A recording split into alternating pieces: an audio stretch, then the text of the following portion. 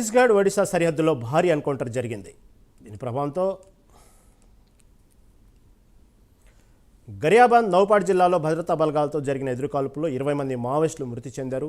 జనవరి 19 రాత్రి నుంచి ఇరు వర్గాల మధ్య పలుమార్లు ఎన్కౌంటర్ చోటు చేసుకుందని పోలీసులు వెల్లడించారు. మావోయిస్టుల ఏరివేత లక్ష్యంగా సరిహద్దు జిల్లాలైన గరియాబంద్, నౌపాడలో ఛత్తీస్గఢ్, ఒడిశా పోలీసులు, సిఆర్పీఎఫ్ సిబ్బంది కలిసి ప్రత్యేక ఆపరేషన్ నిర్వహిస్తున్నారు. ఈ క్రమంలో జరిగిన ఎన్కౌంటర్లో నిన్న 2 మావోయిస్టులు మృతి చెందగా తర్వాత కూడా కొనసాగుతున్న ఆపరేషన్లో మరో 18 మంది ప్రాణాలు కోల్పోయారు.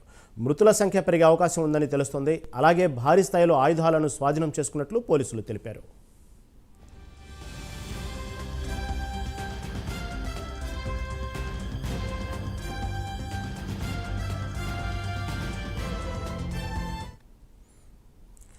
ఈ ఎదురుకాల్పుల్లో మావోయిస్టు కీలక నేతలు మృతి చెందారు. వారిలో కేంద్ర కమిటీ సభ్యులు Chalapathi alias Ramachandra Reddy, Manoj, special zonal committee సభ్యుడు గుడ్డు ఉన్నారు.